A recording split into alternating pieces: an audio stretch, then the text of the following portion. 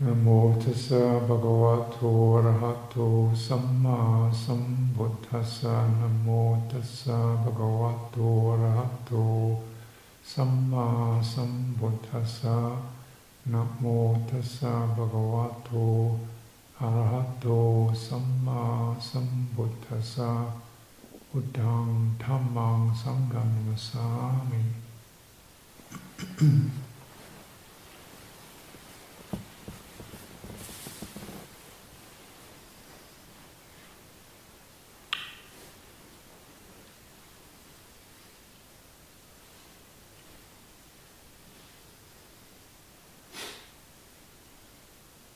So in the monastery now, as is generally the case, we're not on a silent, solitary retreats. We are engaged in activities, and we spend a reasonable amount of time, actually just doing things,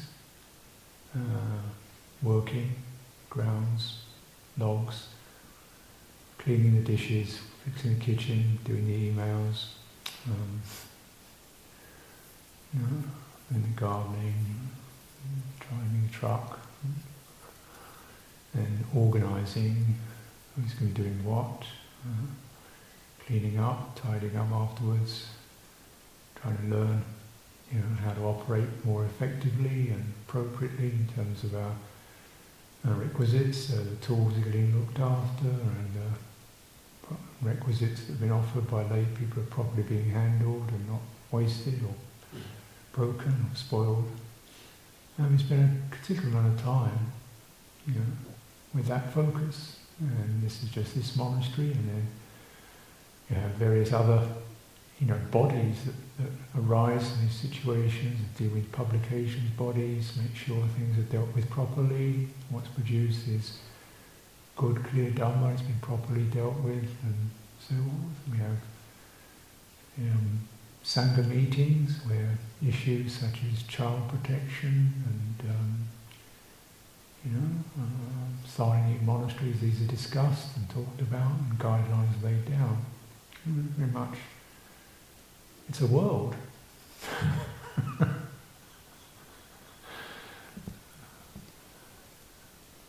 It's a world, manifest conditions in this world. So this is really to acknowledge, we may be aiming for the unconditioned in Nibbana and realising there's emptiness and not self, but actually a lot of the time we're operating as if there is people and things and buildings that are solid and the future, and we're looking to, not exactly progress, but sustain this practice and situation into the future. How does this fit in with the ideas that we're not, craving for a future? It's not bhava tanha, wishing to become something. It's not about identities. How does this all work out? And this is, part of the beauty of, in my opinion, the Buddha's Dhamma is there's no break. The two do fit together. And if they don't fit together, something's wrong. If the conditions of your daily life are not, giving rise to path to the unconditioned, something's going wrong. If we imagine unconditioned just pop up out of nowhere without a path, this is not what the Buddha teaches anyway. That's the path. A lot of our practice is path. A sense of trusting the path. So it's only the path that leads to the unconditioned, not me. And there's it. So one is really aligning this body, mind, heart, thoughts, actions with path. And in the course of that, we take on various forms, positions, duties, responsibilities, relationships. We become people. It's called that. This is called the sapurisa. Sapurisa is the good person, literally the good man, but I don't think it's androcentric fixation. This is about being a good person, and the good person is considered to be the bedrock. You know, the first thing that arises in terms of the first condition that should be established, association with good people. Yeah. It's the first condition that one seeks as someone seeking after liberation. Yeah. Because he says if you associate with good people, you're bound to get some good Dhamma. You get good Dhamma, you're bound to learn about sila, about sense restraint. You get that, you're bound to get some sense of, right view. You're bound to get some sense of proper mindfulness. That's established, you're bound to be able to get through the 5 hindrances. That's established, you're bound to be able to establish the enlightenment factors. And so on and so on and so on. So the bedrock of it is good people. How does one become a sapurisa? Yeah. How do you associate with good people? And you realise, in actuality, as much as we can learn from books and talks, these are really only maps. And when you walk, you want to walk the ground, not just look at the map. And walking the ground is association with good people. Yeah. And you do that and you learn to sense what good people mean and feel like you're not just blown away by charisma or fancy words, but you really hang out and you in a sense of trust, relational clarity. Yeah. And this is the way you begin to be formed by being with good people. This is the way we grew up.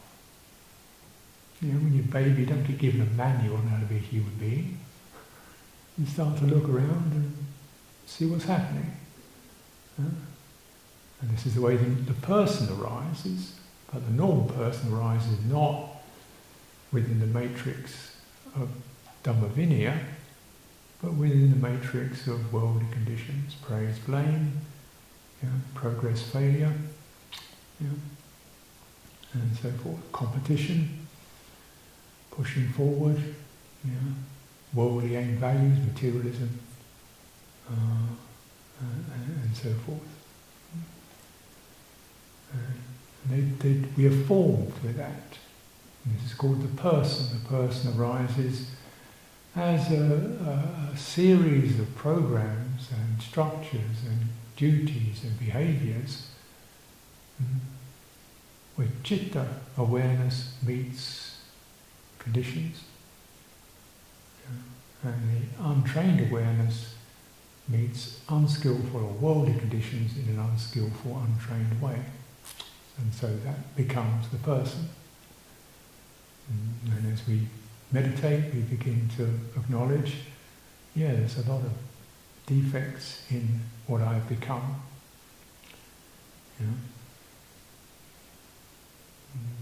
A lot of heedlessness, a lot of running on, a lot of indifference, a lot of difficult places, undernourished places, lack of self-respect, lack of gravity, lack of clarity.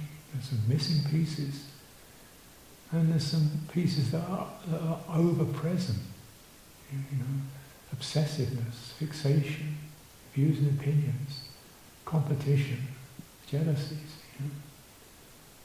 Relationships are not pure. And you might think you're a bad person. That's not the way you look at it. Really, you say, no, the person that's been formed has been formed through the wrong kind of influences. Therefore, these are results. One is a sense of compassion, clarity, but also urgency. Because if I'm still operating that way, for sure, I'm going to start modelling people in that way. We all affect each other. As it said, Asevanacha balanam panditanancha sevana mangala sutta. Don't associate with foolish people. Associate with the wise. They sound judgmental. It's pragmatic. Because you start to pick up the habits. You associate with the wise, you start to not pick up habits. You notice what they're not doing. You notice, not just intellectually, you notice it in the heart. There's no harshness here. Therefore I don't feel defensive. There's no sniping and gossiping, therefore I feel safe. Yeah. There's no fault finding and comparison, therefore I feel comfortable and at ease and accepted. And you notice what isn't there. You notice what is there. The willingness to pay attention. The offering of support. Notice what is there. And it starts to shape you. And this is where we really learn, deep learning, not just intellectual learning, deep learning, because it begins to reform what you are living with. Not just what you're thinking, but actually the way your reflexes and your priorities occur. This is the sapurisa. And just to bear in mind that this may be foundational, but the Buddha never left this foundation. It's not like you do the foundation and after 5 years you can scrap that and move on to the next level. No, the foundation always remains, and it gradually other things develop from it, but like a tree never leaves its roots, however big it gets. The Tathagata does not stop being a good person, a person of truth, a full person. In fact, the roots, as the root of the tree, grow deeper and wider as they develop.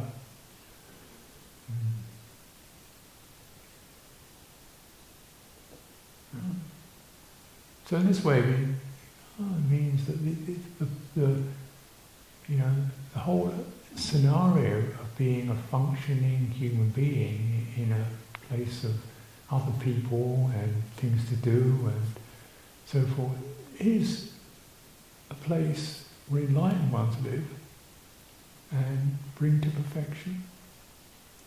This whole thing, Dhamma's been kept going through people living it, and we inherit that. This is the real treasure.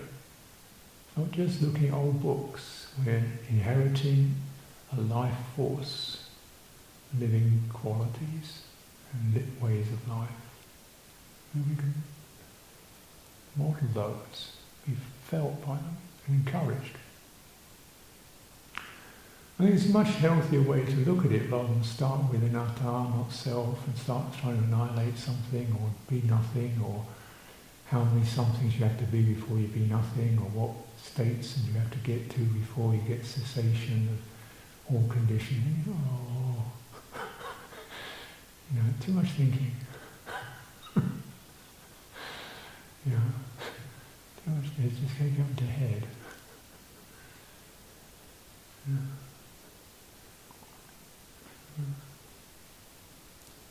Be a good person.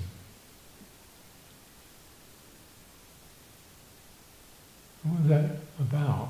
Well, for a start, as a person, you have a body.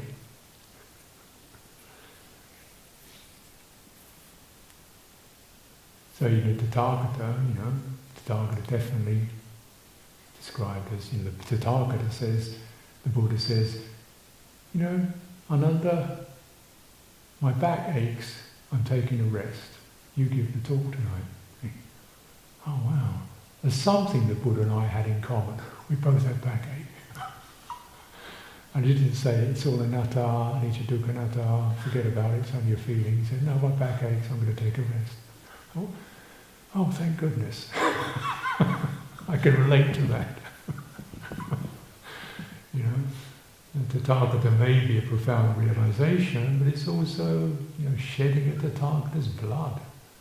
Heinous crime. It also refers to definitely a flesh and blood person. The back. He's saying, in his last days, he says to the Ananda, I want to sit in the sun. Massage the body. The body feels cold and tired, and skin's all wrinkled. Amanda's giving a massage. And saying this body's just like an old cart.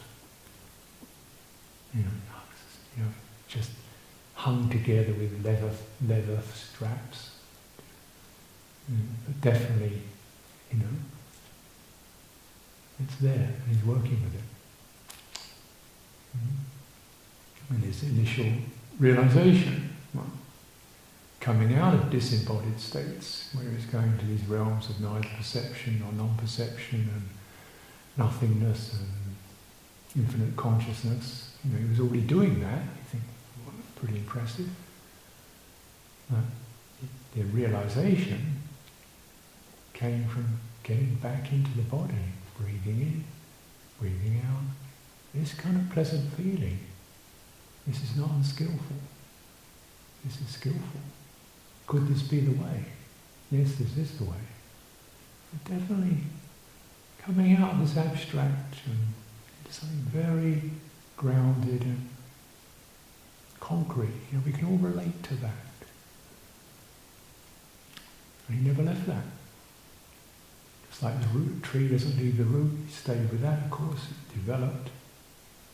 Always touching the ground. And all his teachings, saying, the Tathagata teaches out of compassion, out of sympathy for other beings.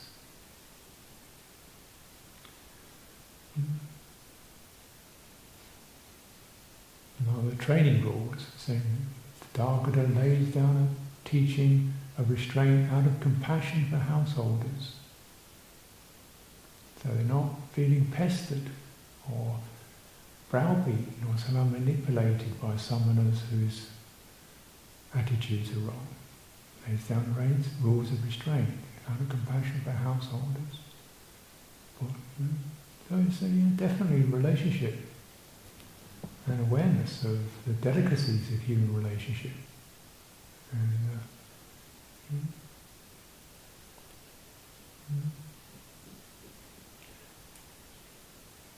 So it really means being a full, proper, conscious, morally attuned, sensitive person.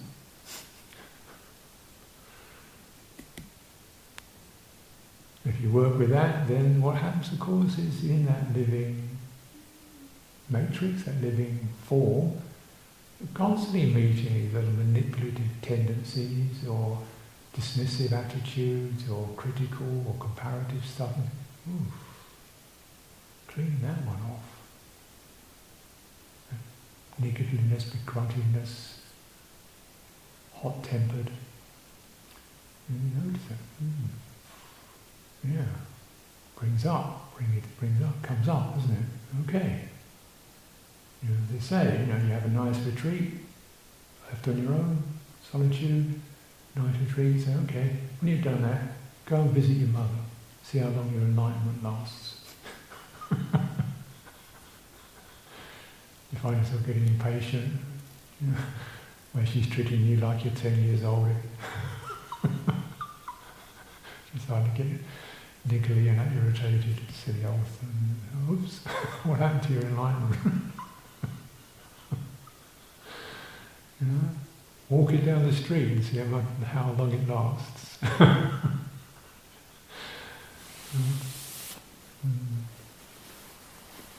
This is our training. And it's much healthier, I think, just to look in terms of cultivation and training, which meditation is a part, and a very important part, but it's sitting within something much wider, so you don't You don't forget the roots because of the flowers. Everybody likes flowers, but roots are much more important.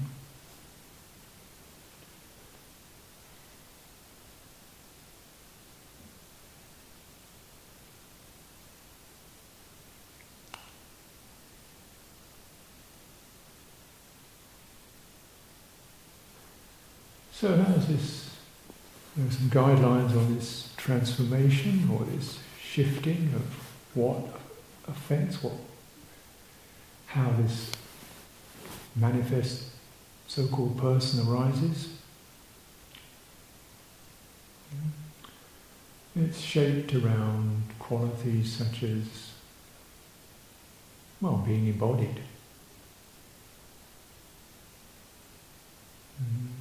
The Buddha saying, his realization is established on mindfulness of body. He says you don't realize the deathless unless you have mindfulness of body. Deathless is lost to those who do not have mindfulness of body. And very firmly, simply stated.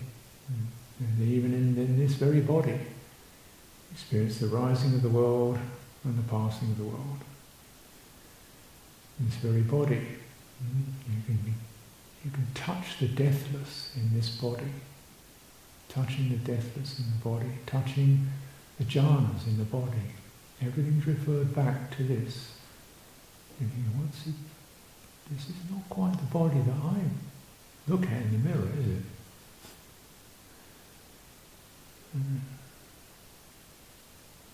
That doesn't touch the deathless. So then you start to realign to the Dhamma body. The average person is formed by the sense body, by what they look like, clothes they wear, facial features particularly, hair. And the Buddha is saying, no, this is just debris, the husk, deluding, waste of time. And all the kind of contact impressions, touches that arise from that, this is not something to be, don't get lost in that. But there is a more sublime body you enter internally. And mindfulness is immersed in the body. So you can call it the internal body for a simple term. It's basically, you could say it's your nervous system or your somatic intelligence, a sense of where you feel a sense of relaxation or shock or fear or joy, gut knowledge, heart knowledge, all that inner sensitivity. It's very much associated with emotional qualities. So it's very much connected to heart. This is why it's so important, because of course this heart is extremely affected by fear and greed and jealousy and hurt, and remembers things, and it's programmed with unpleasant habits, and it's also that which has to be purified and can bring forth beautiful qualities.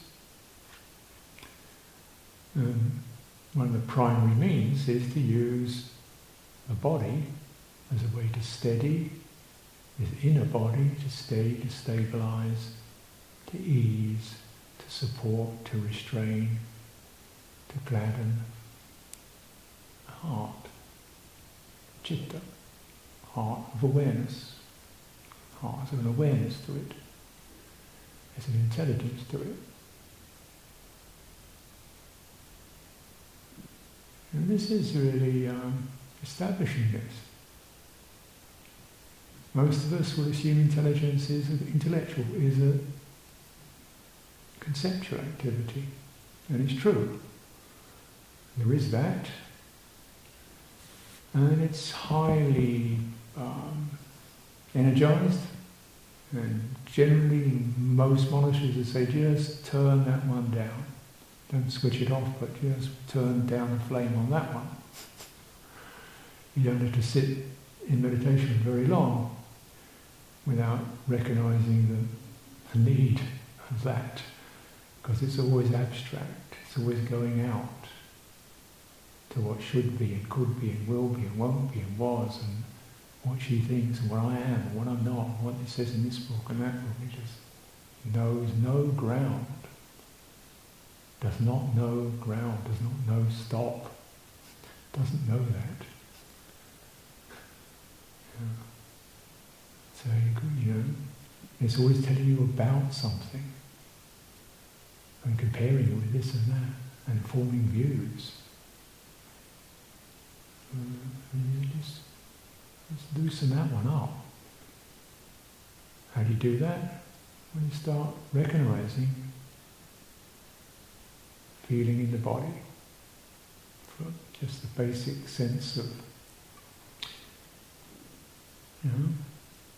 mostly people will be very aware of their faces, their eyes, so you relax that and begin to spread your awareness down your body, rather as if body's like an absorption, like a cloth, and it's gradually water or some pleasant fluid is saturating it. So you let your awareness spread down that entire sheet of the body, rather like water gradually permeating, absorbent sheet, till you feel the whole body is there. You feel it. And you're feeling it not in the particular details of physical sensations, but in the general impression of being sensitive and present. And that's your foundation. When you begin to withdraw from details into this whole grounded, present, it's warm, it's alive. You can feel the breathing in there. Kaya Sankara, bodily formation. Breathing being a healing and moderating process within the bodily formation. Kaya Sankara, bodily energy. Steadying that. It seems so what? Until you notice, when I lost my temper, I completely lost my body. I was up in my head. When I was busy and distracted, I completely lost awareness of my body. I was thinking about this and I didn't realise I had feet or legs. Gone. When I was getting caught up in a view and an opinion, didn't have a back, didn't have legs. Again, it's just all head. That's interesting. Now you get the whole body and relax it, skin around your eyes and face particularly. It's very difficult to actually hold an opinion. Maybe, could be. What's it feel like? And you can feel that tensing up of tanha, craving, thirst. That tensing up of views and opinions. That tensing up of fear and aggression. You can feel it. You don't have to judge it or criticise, you just feel it. Breathing out, relax it. It's simple. Working with that as a simple, ongoing meditation through the day. Right? Because that's something, you walk around in one of these things all day long, and you're using it like as a barometer. Getting a little bit uppity, a little bit stressed, a little bit got to do, just a minute, where's the feet? Right. Okay, let's get grounded again. Getting caught up in silly chit-chat. Don't start complaining about yourself, just acknowledge it. And what's happening? Your chest, heart, belly. Come out of it. And that's the way you learn. And you learn that also the whole body held in this way is rather pleasant, lightly pleasant, agreeable, fluid, agile.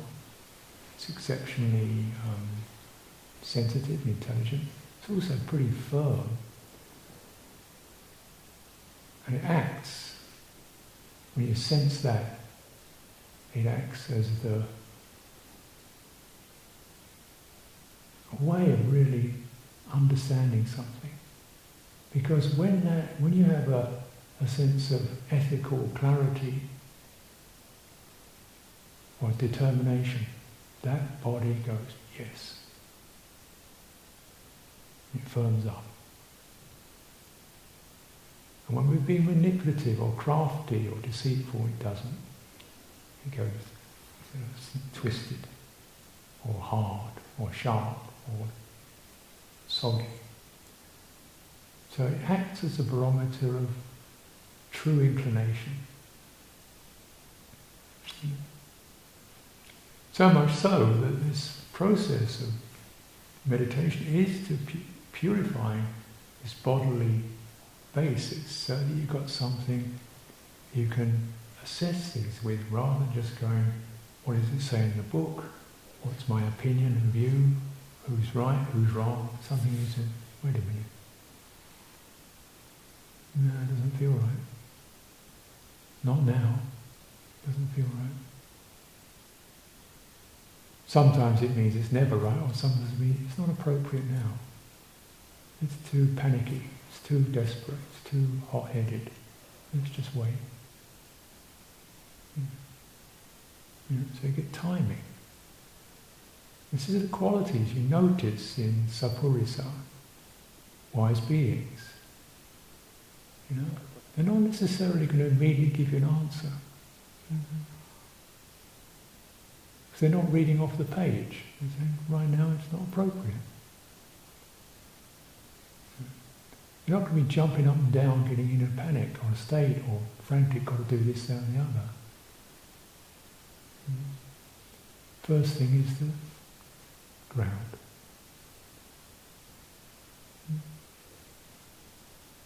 And this is some of the privileges one has in associating with live being. You go and visit someone like Lumpur Liam, you don't see Lumpur Liam as a pretty busy, active person.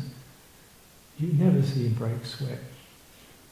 It's just always calm, easy, relaxed. Nothing special. This man's built incredible amount of building this person's done without getting busy or manifesting it. Just go and do some duties, welfare of the Sangha, knock something out. We've had a few people want to help out. We can do it quiet.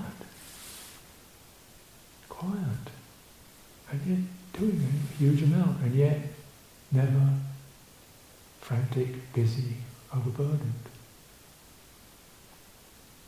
Yeah. And one year I was at Wat Pa Pong, and it was like maybe 30,000 people going to turn up in the monastery for the annual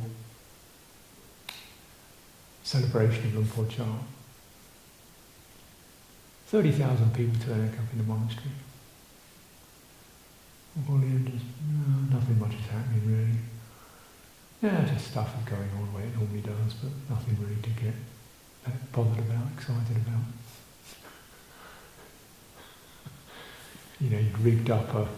You'd gone down a few weeks previously and built a pump so they could pump water out of the local dirty old pond. Because you think, I don't want to have the army bringing water in, because that means if they bring water in, which they would do, it means other people don't. We take it from other people. We shouldn't do that. We shouldn't have bottled water coming in. We'll just, this old dirty old pond, I'll ask the villagers' permission, rig up a pump, and we'll have some filter, and we'll drink that. And then things will happen. And never, no sense of, oh my goodness, what's going to work, what's going to happen, is everything all right? No panic, no urgency, no anxiety. Just do the duty. That's interesting.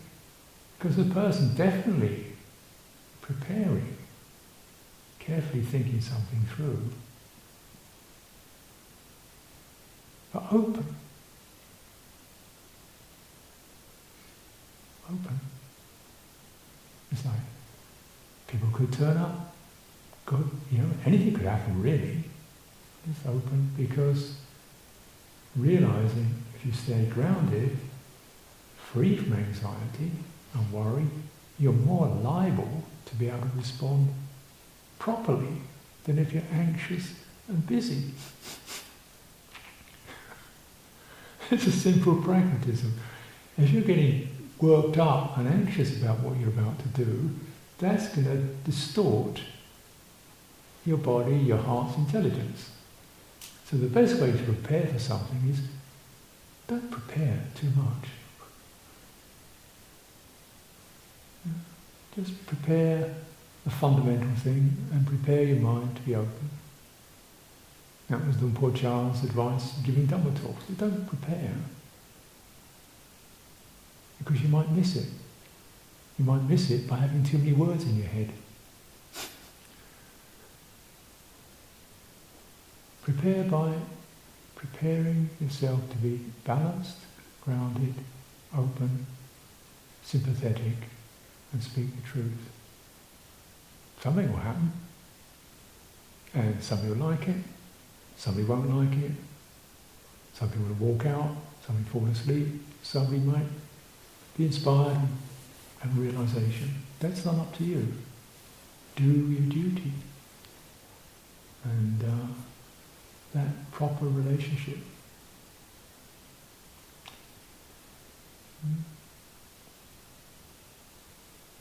So, the Sappurisa, by establishing this kind of intelligence,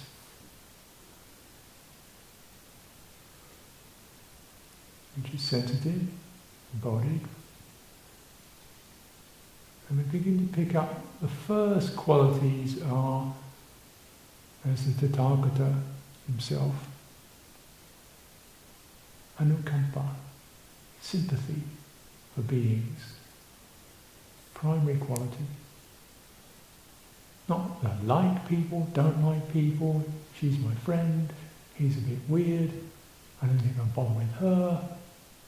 No, she doesn't like me, no, not a quality to establish.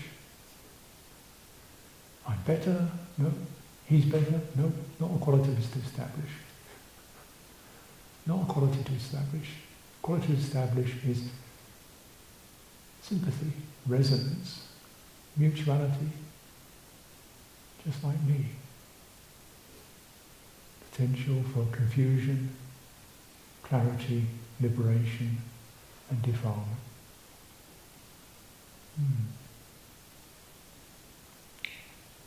And in that sense, you could say it's open relationship.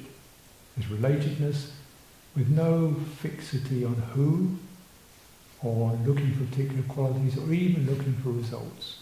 We just are openly relating,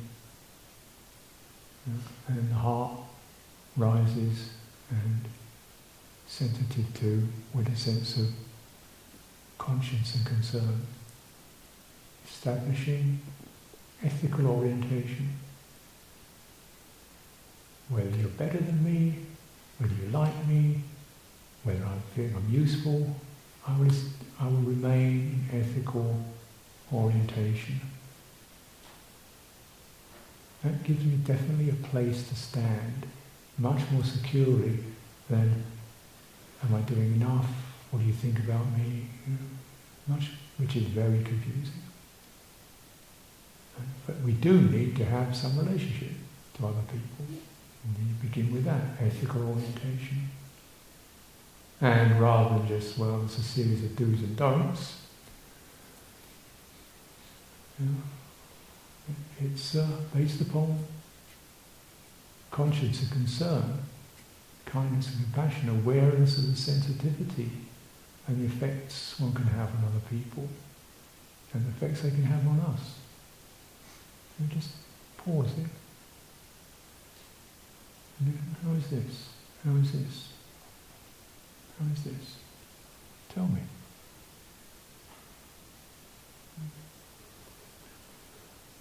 And with that, it's much softer, more free from righteousness, free from blame. In fact, once ethically oriented, you're saying, please, let me know if I'm putting my foot in it. I want you to tell me. How am I going to know?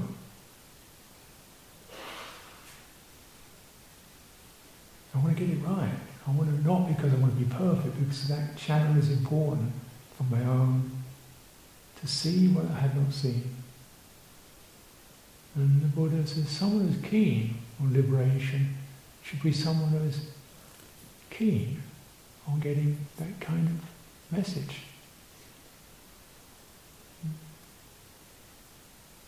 Not, and then it's not, just blame, criticise, or you're trying to get yourself ruled by fear of moral judgment. But there's something beautiful here that needs to be protected and cared for. Because this interaction with other people is our primary learning book. You want those pages to be straight, open. This is where we picked up our bad habits, and we transmitted our bad habits, and this is where we do the opposite. And it's much, so that heart quality of conscience and concern, people you don't even like them, but still it does you no good to have a negative, critical mind. Does you no good at all. So the noble one is one who makes little of others' faults, speaks rarely of them. What's the point? And someone who's like that, when you hear the Libra, I've never heard one of the elders in this room, who I've lived with for over 30 years, I've never heard him say a critical comment about other people.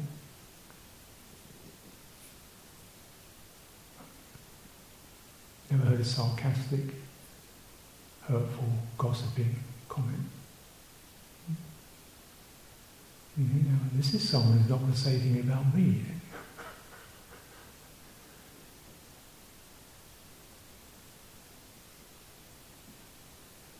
What does that? How does that feel? You suddenly feel very open, safe.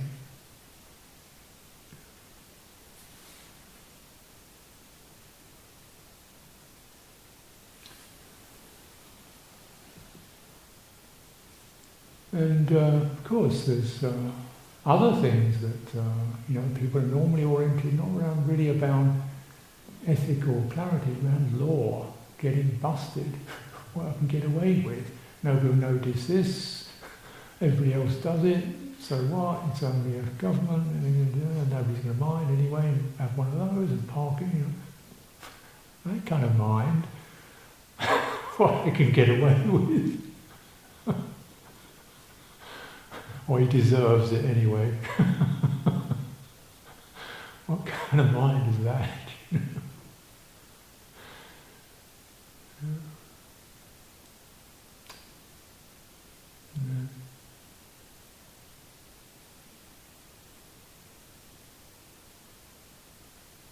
And as this, we begin to get the real understanding through that, because you begin to recognise, there are those tendencies that arise in the heart.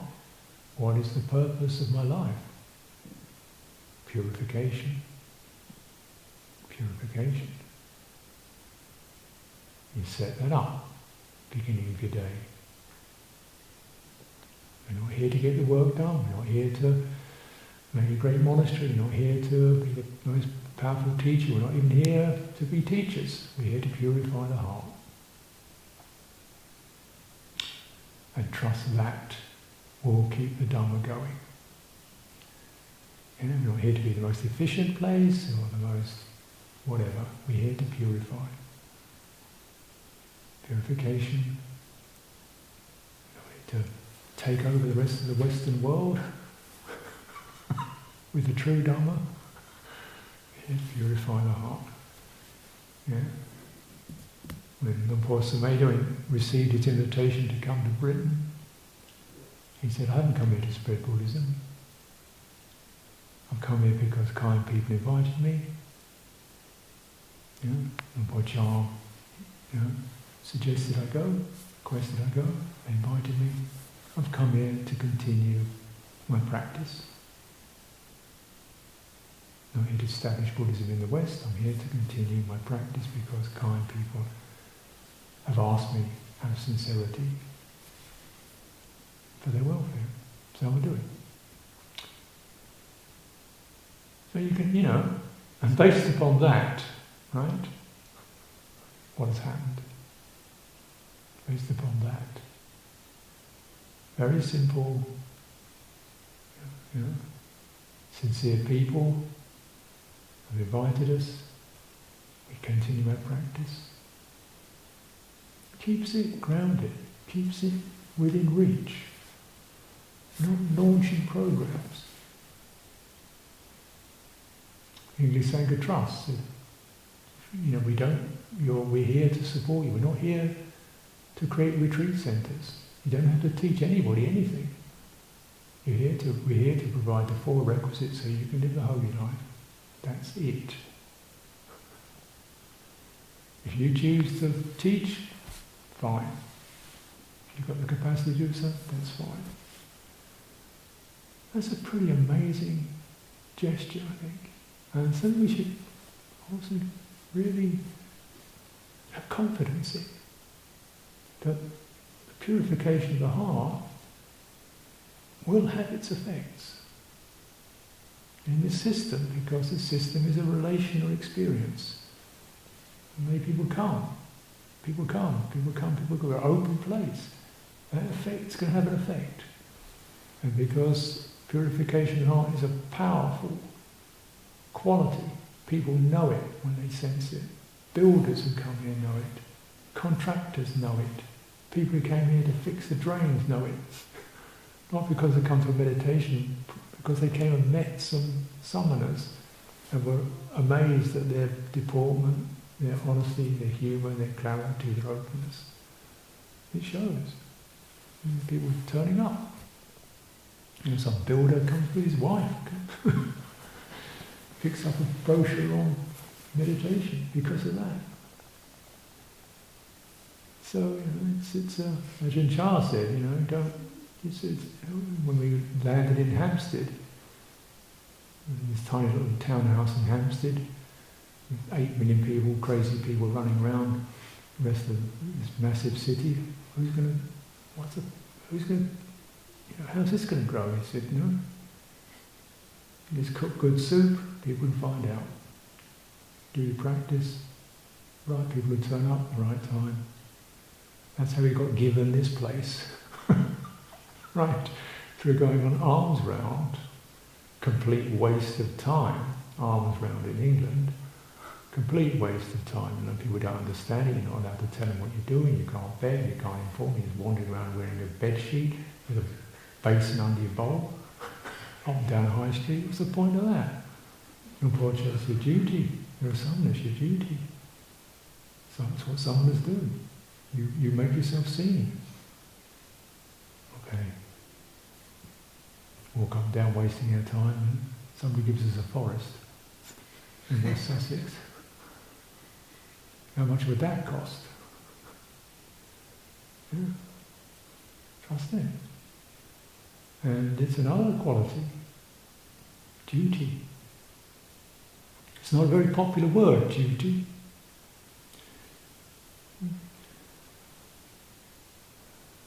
Because it's often dreary, military duty, got to spend 3 years in the army doing my military duty. It's my duty to do this kind of boring thing we do from a place of grudge for some automatic system, unfeeling system. But the samana life is very much duties, called vata. Maybe duties are not the best word for it, it's the one we use. Vata means something you do repeatedly, systematically. Come rain, come shine. Within reason, of course. And it gives you a sense of shape. A duty, morning puja. Good morning puja, bad morning puja, turgid morning puja, dreary morning puja. Morning puja, listen to people chanting terribly, morning puja having beautiful meditation experience.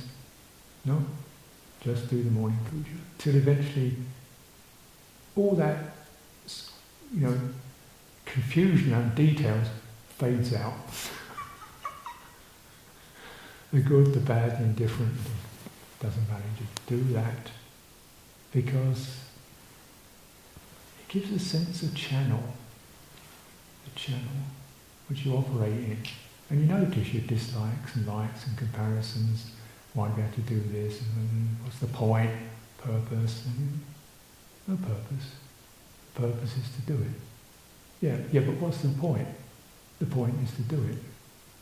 Yeah, but why? The point is to stop asking why.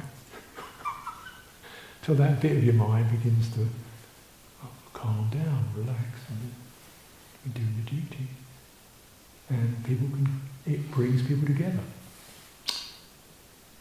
Yeah. And we begin to harmonize. So correct vata brings around these subtle bonds, bindings, not really good words, but connections that harmonize people. We form groups. We form a collective. And that's the principle of vata.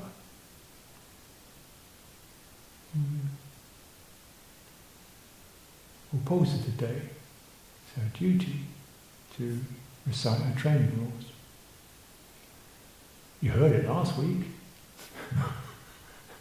You heard it the week before and so forth, but it's your duty to recite the training rules every 2 weeks, every 2 weeks. That's been going on since the time of the Buddha. Since the time of the Buddha, every 2 weeks. Aren't you bored with it yet? Have you had enough? No. Have they changed them? Nope. Same old thing. So eventually you're not there to dispute the rules, you're just there to be in that sense of, I'm in this. I'm in a community which goes back across cultures. I'm in a Sangha body. And the same for the lay people, taking the 5 precepts. You should do it at least once a week. Take the 8 precepts. Maybe say that it's recommended. On your post of the day, you take the 8 precepts. And then he says you align yourself to the company of the wise. You're following the same thread, the same channel. And for that particular time, our precepts are all exactly, her precept to not harm is exactly the same as mine. I've got a better precept, or a more original one. Yeah? My not killing is much nicer than your not killing. It's all that foolishness. And the sense of, hurry up. Do your duty. No, you don't hurry up, do your duty. You stay steady and do your duty from that place of steadiness. Because the duty is to do the duty. It's not to get the result. And that's where you change from duty is not the same as work. You work, most people are programmed by work, and work has always got them leaning forward to the end. Get it done, then we've finished. Get it done, then we'll get to the payday or the end of the project. That's not vata. Vata is no end. We stay in the duty. We stay open, to that. We sustain it. And the summer life is formed. Duty to the householders, duty to the precepts, duty to the fellow summoners, duty to the lodgings, duty to the bowl, the robe, duty to the sick. And so it gives, you could say it's work, but it's work which has no pay, no profit, no reward. In a way, result happens. We're not craving the result, we're not rushing to the result, we just do the duty as cleanly, as clearly, as conscientiously as we can. It erases the defilements of carelessness, agitation, competition, pride, and sense of failure. It erases those defilements. Unlike work, which doesn't. Work builds them up. So the person is getting reshaped in terms of duty, purpose, ethical orientation, and even their very physicality, their relationship with others. And this remains our walking, talking, living, acting, meditation practice, to be the pure person who has no identity.